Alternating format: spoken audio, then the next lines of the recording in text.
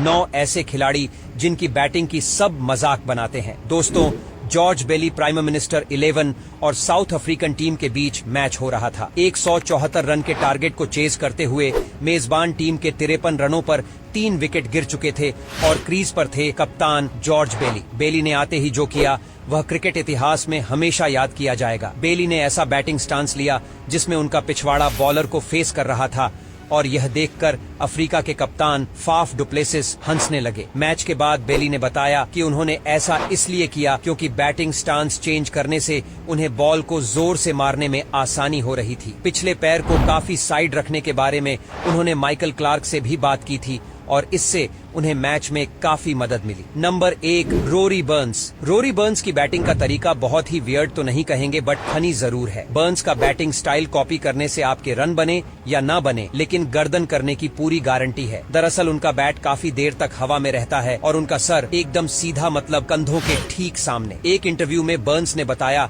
कि गेंद को बाईं आंख से देखने के लिए उनका सिर एकदम सीधा रहता है, जिससे उन्हें शॉर्ट पिच बॉल को खेलने के लिए एक्स्ट्रा टाइम मिल जाता है। Number 7, Clayton Lambert. बाएं हाथ के बल्लेबाज क्लेटन लैम्बर्ट ने अपने करियर में 12 वनडे और 5 टेस्ट खेले, जिसको अब 2 हिस्सों में बांट सकते हैं। कुछ मैचेस वह वेस्ट इंडीज की तरफ से खेले, वहीं कुछ मैचेस यूएसए की तरफ से। उन्होंने टीमें जरूर बदली लेकिन खेलने का तरीका नहीं बदला। वह विकेट से हटकर खड़े होते थे और बैट को दोनों पैरों के बीच में पटकते थे। जैसे ही गेंद करीब आती थी वह सफल करके विकेट के सामने आ जाते थे। नंबर 6, फवाद आलम। पाकिस्तानी खिलाड़ी फवाद आलम क्रिकेट के सबसे बदनसीब खिलाड़ियों में से एक हैं। डोमेस्टिक क्रिकेट में लगभग 56 की औसत से 14,000 रन बनाने के बावजूद उन्हें इंटरनेशनल क्रिकेट में ज्यादा मौके नहीं मिले। क्रिकेट एक्सपर्ट्स के हिसाब से फवाद आलम के इंटरनेशनल क्रिकेट में फेल होने का कारण उनका अनयूजफुल बैटिंग स्टांस था। उनके बल्लेबाजी करने का तरीका कुछ ऐसा था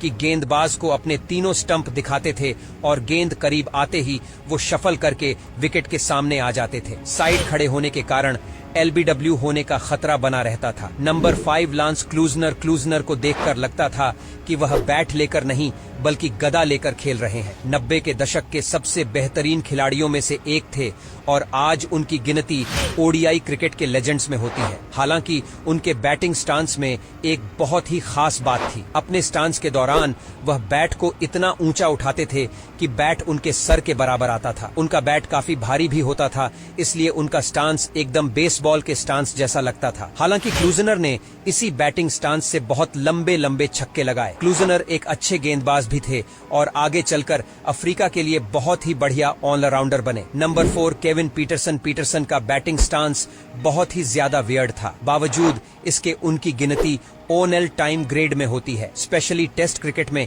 उनके बैटिंग करने का तरीका बहुत ही अनकन्वेंशनल था। उनके दोनों पैर एक दूसरे से इतने ज्यादा दूर होते थे कि आप उनके बीच में बैठकर आराम कर सकते हो। हालांकि आंकड़ों को देखें तो इसका उन्हें कोई नुकसान नहीं हुआ। केविन पीटरसन के पास गेंद को दूसरों से जल्दी जज करने का गॉड गिफ्टेड टैलेंट था।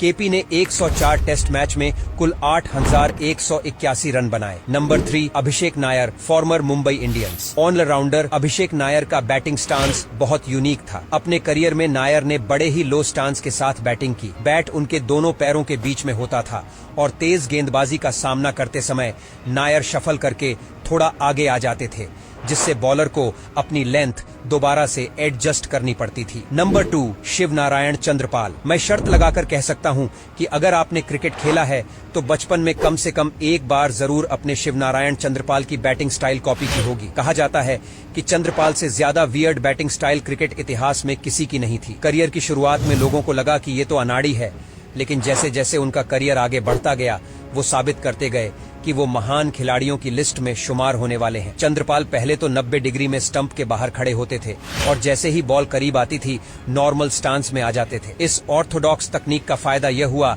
कि उनका सर स्थिर रहता था और वह विकेट के दोनों तरफ बड़ी ही आसानी से दमदार शॉट खेल पाते थे। अपने 21 साल के करियर में शिव नारायण चंद्रपाल ने लगभग 20,000 रन बनाए और करियर के अंत तक उनका बैटिंग स्टाइल बिल्कुल भी नहीं बदला। Number 1, Steven Smith. क्रिकेट में यह मायने नहीं रखता कि आपका बैटिंग स्टांस कैसा है, मायने यह रखता है कि आप गेंद को खेलते समय कितना कंफर्टेबल महसूस कर रहे हैं।